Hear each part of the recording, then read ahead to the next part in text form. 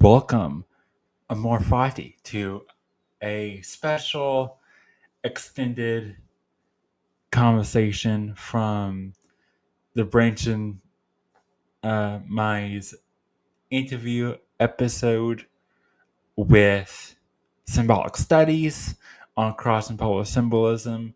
This is going to be a video called Extended Cup, and we would possibly do more if we get around doing more interviews and stuff, more reflection on the previous conversation and whatnot.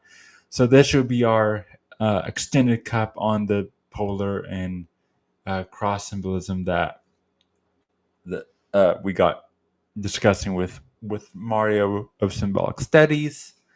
We want to get going here because the branch has limited time today, but nonetheless, it's going to be a fascinating discussion. So, welcome back to this topic. And this topic really fascinates me, and I'm glad that Mario and the branch is so knowledgeable and is willing to sit down and have this conversation. So, welcome, Branch. It's a pleasure to be here, and we really put the more in amour. Yes. So, one thing that we got into with Mario with the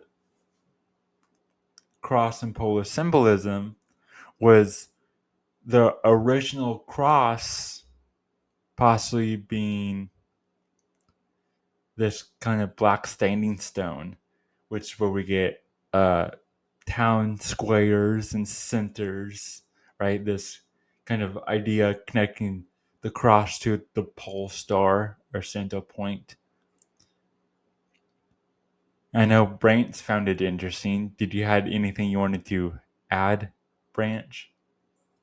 Yeah, and so from a biblical perspective, they referred to these as matzevahs, and this was like a pagan kind of thing where, personally, I think it kind of represented the sun. Or like a sundial of some sort, like as the sun would go around the sky, the shadow would change. So I think this very thing right here is what kind of gave birth to the clock as we see it today. Because if you look at a clock face, the central point has the arms that go around just like the shadows would. So really a clock's kind of simulating an outdoor standing stone when you think about it, right? But what's so strange in the Bible is that these are actually outlawed when we get into the worship of Yahweh and the tabernacle and things like that, because they would still want to erect these in the town and stuff, like you were saying. But there was a prohibition against it. But there is a story in the Old Testament with Joshua where they put a standing stone and an oak tree in front of the temple. And those were to act as two witnesses. So sometimes these standing stones were actually witnesses, so to speak, for something that was going on, like an important event. There's other instances where they would take stones and stack them, like to commemorate when they crossed the Jordan or something like that. So sometimes these stones actually have a lot of meaning behind them. Like they were actually there as a landmark or a milestone to mark like something important that had happened. So it's probably not uncommon to find inscriptions on them or something of that nature to kind of give a little bit of information on, well, why is this here? The other thing that it reminds me of is, and this could be a possible explanation for one of the prohibitions, because these prohibitions were post-flood. And some of the things that I've read about in terms of like hermetic knowledge and things that humans weren't really supposed to know, they were like carving on stone and wood, so that if there was another flood, the wood would float and the knowledge wouldn't be lost. And if the world was destroyed by fire, like it was promised, then the standing stones were thought to preserve this knowledge for whoever survived after. So, in some regard, I think that the standing stones themselves might, not in every case, of course, but I think in some cases they could even be like an act of defiance. I mean, after all, you look at how imposing it is just standing there all on its own, right? It kind of has like this inherent power or something to it. But so I'd say that that's probably part of it. But as far as how it relates to the cross, though, what we see with the cross is that there's two arms added to it, right? So I didn't know if you had the separate um, picture handy. If you were to kind of think of the central pillar here as like the middle pillar of the Kabbalah tree, I would personally think that it is probably representing that, because also in the Bible, there's a lot of talk about the central path, not going to the left or the right, but doing the middle path. So I think the pillar itself could even represent like the middle pillar or the middle path.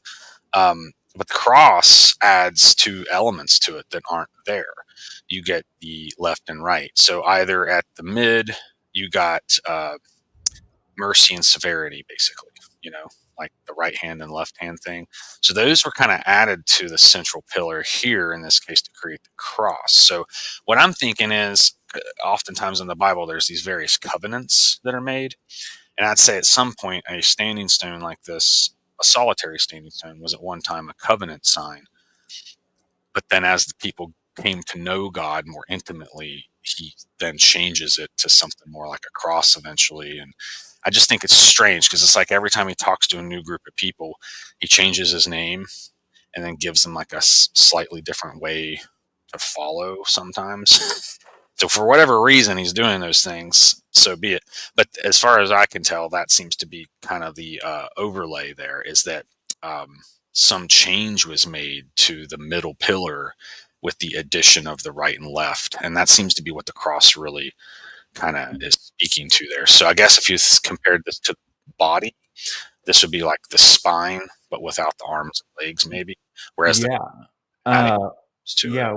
What I would add there um, is in Taoism, the you have, I forget what the original source is called. It's like it starts with the W. It's the vernacular is similar to like way or we, but it's the original source, right? When um people like Mario of Symbolic Studies talks about like non-duality or a sense of point. That's kind of what they're talking about.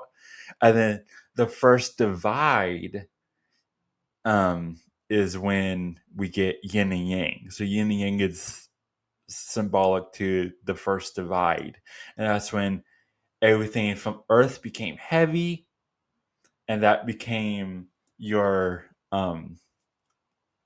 let me see, that's your yang energy, right? And then your yin energy became everything that's light, which is heaven. And so yin and yang is, and of course you got the masculine and feminine. And so when we start talking about these separations, these branches from creation, um, I think what you're talking about when um, you're talking about adding the other uh Paul, the X and the Y axis, even Mario talked about, you even get the invisible pillar with like you have like the Z axis and all this. You have Yeah.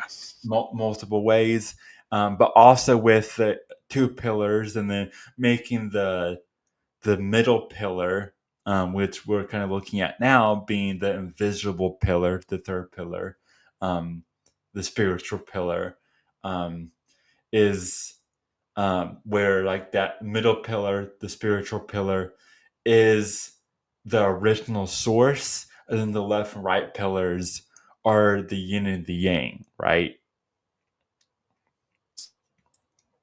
Yeah. And I think this could also be like a Malkuth kind of thing too. Like maybe one of the reasons it was okay in the distant past, but not okay more contemporary, was maybe God was just working with what he had, right? He's like, these people don't really know me, but they still acknowledge the spirit realm, right? Like, Yeah. I'll tolerate it for now, but I want to add to it later and like refine it, and like as he gets to know them, maybe. So that's a possible explanation. But another thing about the pillars is when the Masonic temple, you see the Jachin and Boaz Yeah. pillars. They're not side by side like you would think. In my mind, I always imagine them being like on either side of a doorway into the temple, but that's not so. In fact, the two pillars themselves were on the north and south ends of the temple. So technically, they were still a doorway, but a very, very wide one, right? Yeah. So I would wonder then, which does this depict? So if it's a really tall, great pillar, then it might be Boaz, which symbolizes the strength. So, like that power that kind of emanates from it. When you look at it, you're like, wow, that's Boaz, right? Y- Strength. Whereas if it were a broken pillar, then it would be more like the Jachin, or a beautiful broken pillar. So your beautiful pillar is going to have more adornment, more refinement, more artistry, whereas the Boaz pillar is more simple and unrefined and just functional, right?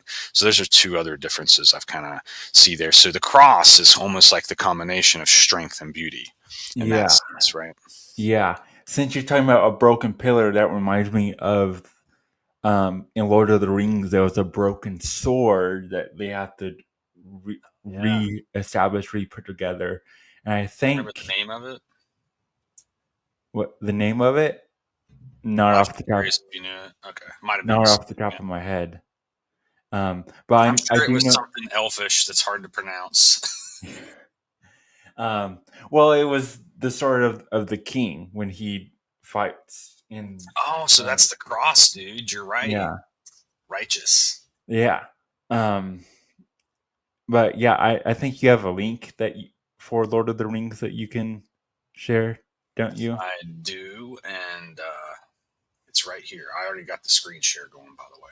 Oh, you do? I guess it's my bad for still having No, no. it up then. Normally, I'm the one that's behind. Um, I just happen to remember this time. Ah, So okay. this is the cosmology of Tolkien's Legendarium. Did I even say his name right? I Yeah, didn't say that. Tolkien. Yeah, if you want to go down and scroll down, there's some graphs, and that's kind of Oh, you mean yeah, like these right there. graphics This is here? kind of why I wanted to start, because um, Well, I would like to add one comment, just observationally. yeah, When you said yin and yang, I kind of imagined Middle Earth, as it were, like this place right here in the central. This is where the yin and the yang meet, right? yeah, exactly. Yeah, So it's where we live. yeah, that's center point. But yeah, this is his cosmology. If you want to X out of that so we can see the what it says underneath it. There's another one here. I Yeah. think the thing that was really emphasized in this theory was that it was flat, but also round. Yeah, yeah, that's why I wanted to kind of get at. So it describes it here in Wikipedia terms underneath it in that the paragraph underneath those images. Um, This one? uh, yeah. Uh, if you want to read that first paragraph, and then we can get started here. You talking about this one right here? Yeah, Okay. Tolkien's Legendarium addresses the spherical Earth paradigm by depicting a catastrophic transition from a flat to spherical world, in which a man, not a man, but a man, the continent where Valinor lay, was removed from the circles of the world. The only remaining way to reach a man was the so-called Old Straight Road. Very middle pillar sounding. Straight and narrow is the way, right? yeah, A hidden route, like a hidden pillar, leaving Middle Earth's curvature through space and time, which was exclusively known and open to the elves who were able to navigate it with their ships. This right here sounds a lot like the Bifrost Bridge to me between Exactly. Midgard and Asgard. The transition from a flat to spherical Earth is at the center of Tolkien's Atlantis legend. The Numen, the Numens show up in Elden Ring, actually, a new video game. Growing arrogant, they tried to reaching Valinor, thinking that they would confer immortality, but Eru destroyed their island and reshaped the world to prevent men from ever reaching it. Tolkien's unfinished The Lost Road suggests a sketch of the idea of historical continuity connecting the Elvish mythology to the First Age with the classical Atlantis myth. The Germanic migrations, Anglo Saxon England, and modern periods presenting the Atlantis legend and the Plato and other deluge myths as confused account of the story of Numenor. So, in other words, he's kind of mixing historical fact with his fantasy, and it kind of blends together. Was what they're saying here. The Yeah. cataclysmic reshaping of the world would have left its imprint on the cultural memory and collective unconscious of humanity, or even the genetic memory of individuals. The Atlantis part of this legendarium explores the theme of the memory of the straight road into the West, which now only exists in memory or myth. Ooh. Because of the physical world has been changed, the Akabalith, man, these words, say that the Numerians who survived the catastrophe sailed as far west as they could in search of their ancient home, but their travels only brought them around the world back to the starting point. A few years after publishing The Lord of the Rings, and a note associated with the story of Athrabeth and Finrod and Dreth, Tolkien equated Arda, which is the Earth thing, with the solar system, because Arda by this point consisted of more than just one heavenly body with Valinor on another planet, while the sun and moon were celestial objects in their own right. Pardon me, Arda must be more like the solar system, actually. Yeah. Ea, Ea is the Yeah. Earth. So I did look it up. The exact name of the sword is Narsil. Oh, It's okay. the Broken King's sword that they actually. Narsil. I wasn't expecting it. I thought it would be something a little different, but okay. Does that? I wonder if Narsil. that has like a meaning. Probably it does. Yeah, it's well. I mean, it's they're the reluctant hero that's not standing up, not stepping into his birthright, because he's afraid of the damage that of what his father has done, has to re-put together the family phallus and then step into his kingliness. I mean, it's very masculine and very symbolic kind of journey he's going on. But the reason why I wanted to bring up um, the Lord of the Rings cosmology is like the brain's just right. You have that from flat to sphere transition with how he weaves in the idea of Atlantis, and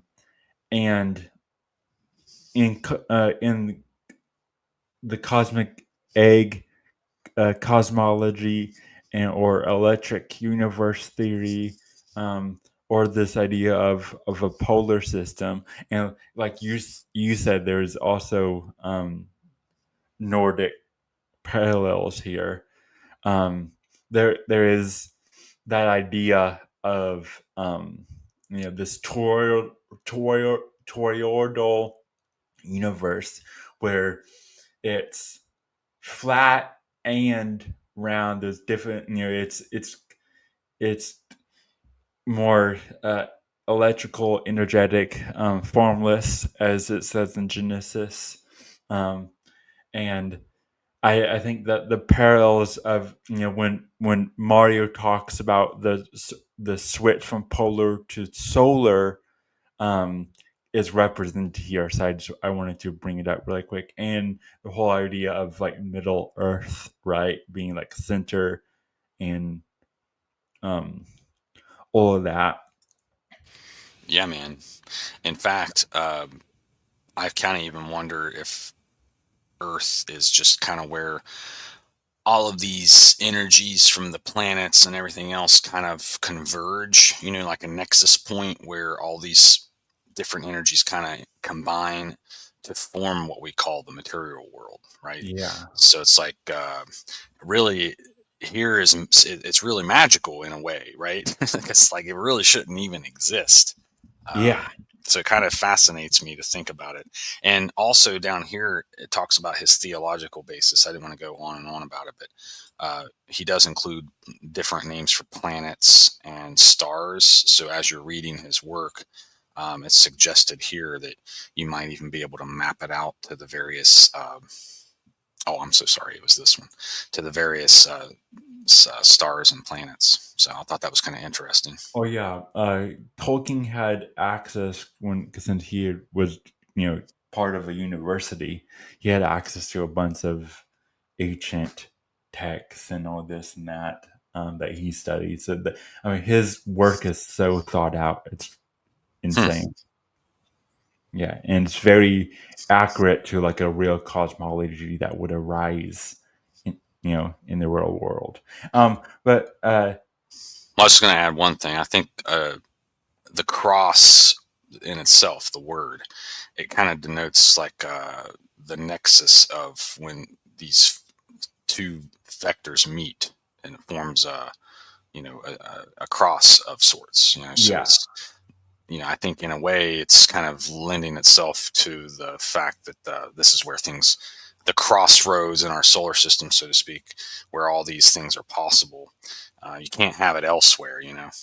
yeah. But go ahead, I interrupted you. I know. If I just wanted to bring before you have to go, what else you wanted to say about um like the Sephiroth and its connection to the cross and the different pathways. Well, another reason I think that the central pillar, the standing stone, is kind of like representative of Malkuth in a sense, is that where it connects to the bottom, at the ground, it has foundation there, which is actually Yesod. So I guess it could even be argued that what we see of the standing pillar is not all of it, right? There could be a portion of it that's even below the ground, and that's actually where Malkuth is. And then maybe what we see from the ground up is actually Yesod, or the foundation, right? And I was talking with Mario on his last Aries thing about the Aries symbolism and how they would bury a lamb a lot of times under the altar in the church. And so this lamb altar death thing kind of goes along with this a little bit. But this standing stone was basically serving as an altar of sorts as well. So it's like the altar is this symbolic place where we have a foundation or Malkuth, but we're also trying to reach to heaven. So in a way, it's like the altar is almost like the unfinished pillar or the broken pillar, and then the tall pillar is like one that hasn't been broken, maybe. But perhaps also they could act as like an antenna of some sort to draw energies. In the Ireland area, I think they have a very famous standing stone called it's hold on.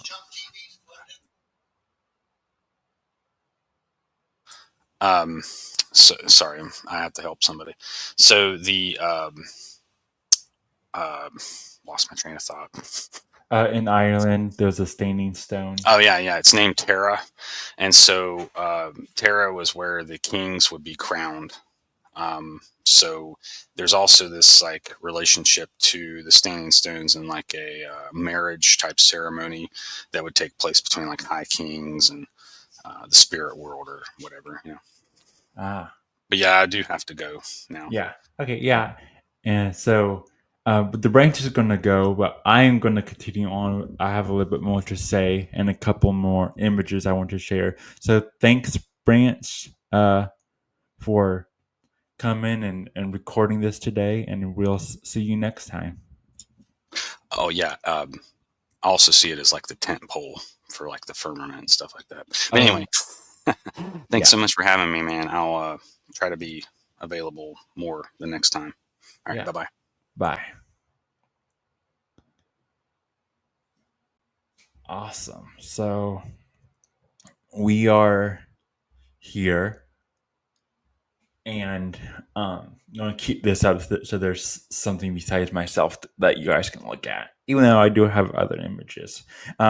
Something that I also wanted to bring up, that I kind of hinted at in my video or with our video, with Mario, is I I weaved on this idea of this scene from Across the Spider Verse, when Spider-Man 2099 is trying to explain the Spider Verse to Miles.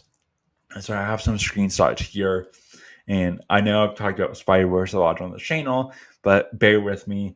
I'm gonna uh, talk about this in relation to cosmology and the creation and this idea of a center that Mario talks about, the center source.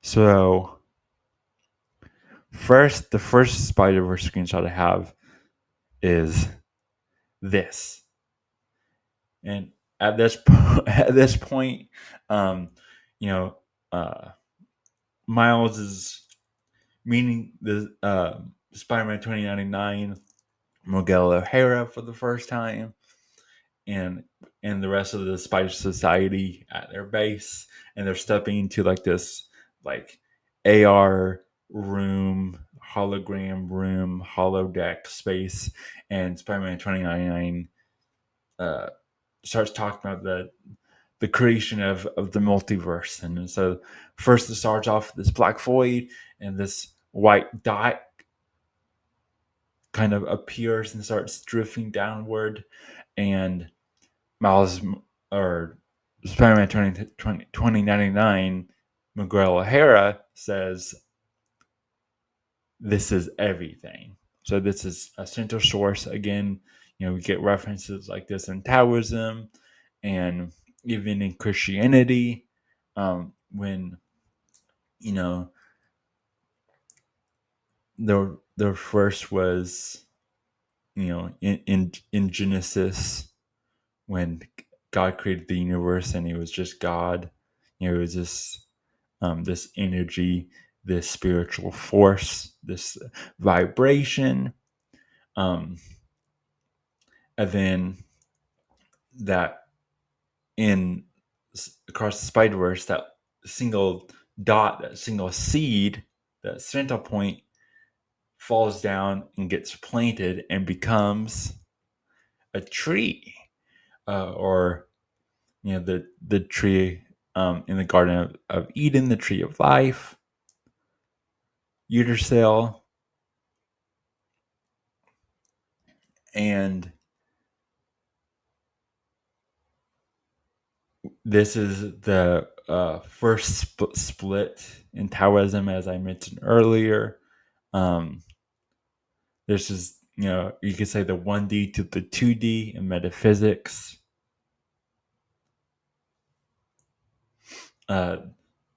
This is where you get the first pole, or which is the, you could say, the invisible pole, or spiritual pole, the pole star, which becomes the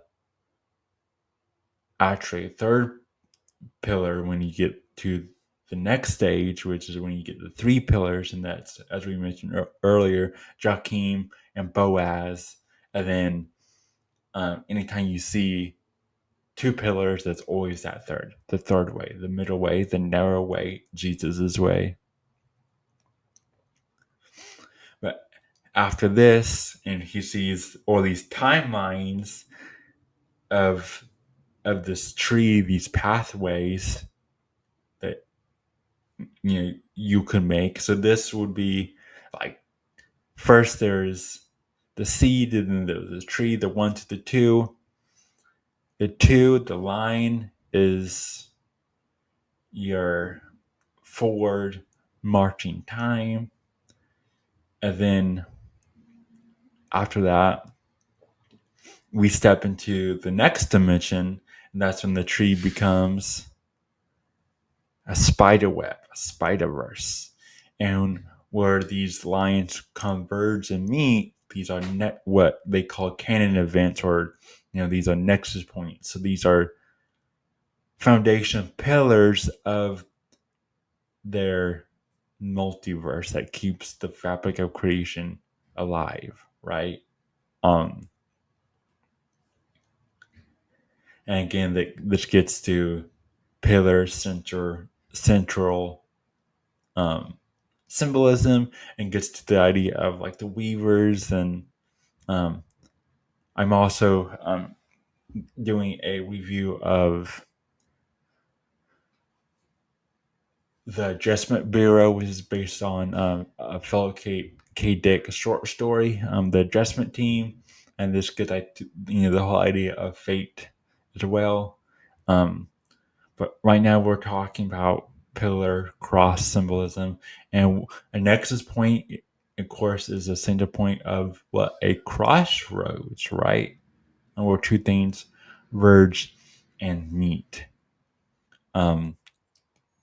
Which I would also say is you. You are a perfect central pillar of where the physical and the spiritual world meet. You know, this is like you know, not to get all grandiose or in a Godhead Christ consciousness, stroking our egos, but you have to act like Christ, right? That's the narrow path, the middle way. Um, the narrow way is to act like Christ and define your center, your true north, your Jesus, your North Star, and you.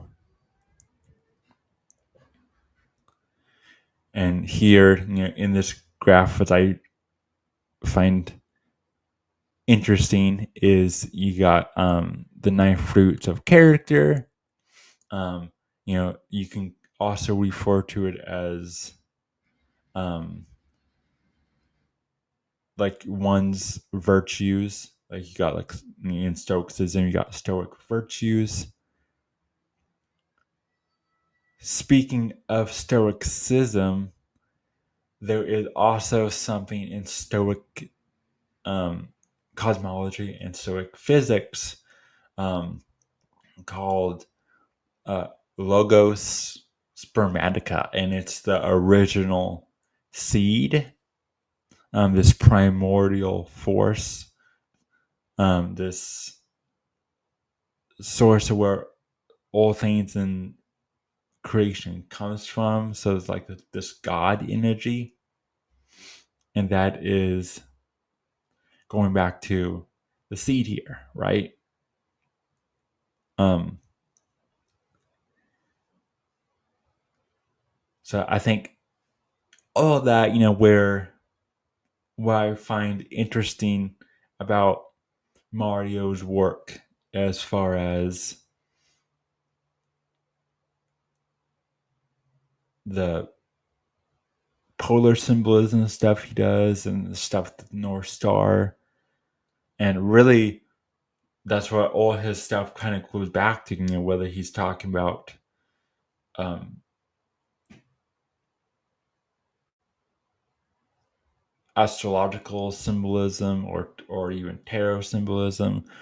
It seems like for Mario, as he's mentioned on this channel before in his previous appearances, that he's trying to find the center, you know, um, and I think that's powerful, and I think that's what makes his work and other people's work when they get into these more spiritual philosophical ideas more powerful than others or more prominent than others is when they have a mission statement. They have their own set of morals, the goals of what they're trying to find, and they know that what they're looking for. they don't know, but they know. It's the known, the unknown part of the hero's journey, and that for Mario is the center, the true north aspect of it all. And I think that's what makes Mario's work so interesting is and so beautiful and powerful that he's always drawing back to this, the search of a source of of God. Um, and I think that's beautiful. And cross symbolism and polar symbolism, North Star symbolism is, I think, there's resonance that speaks to us all when we look up at the sky, and we see the North Star there, and we look at a cross, whether it's a Jerusalem cross or Celtic cross or swastika, which is also a cross. Um, that symbolism is so innate and powerful that it speaks to us all. It's a very spiritual thing, and it's just amazing to look at and ponder all these ideas of what it means, and what it means, to be human, and what it means to be alive, and to be doing our stories and all this and that. But now I'm rambling to this whole more philosophical thought, so I'm going to end it here. This is our bonus episode for our amazing discussion we had on the cross and polar symbolism with Mario of Symbolic Studies. Like I said, possibly in the future we'll be doing more of these extended cup episodes. This one is a bit on probably more on the shorter end for us, at least on average. But it's so potent, so powerful. And remember, amor fati, which, if you don't know what that means love fate. It's a Stoic idea of loving something, giving gratitude towards something, appreciation to something, which is what something is your life, whatever is laid out in front of you, whether it's good or bad, whatever your destiny, your fate is that God has given you, you take it with gratitude. And it's a beautiful thing to practice. And even going to in Stoicism, you have the inner and the outer world, but you can and cannot control. So you have that paradigm even in that philosophy, and that's why that I think it sets a interesting philosophy to kind of set with. Is you it kind of brings this kind of macro, micro, as above so below idea from the external to the internal, and kind of structuring your internal world, how the external world is structured, and taking back the power of your life by practicing stoicism, practicing what you can control, and giving gratitude back toward God. Again, amor fati. So yeah, amor fati. See you guys next time, and we have a lot more coming up.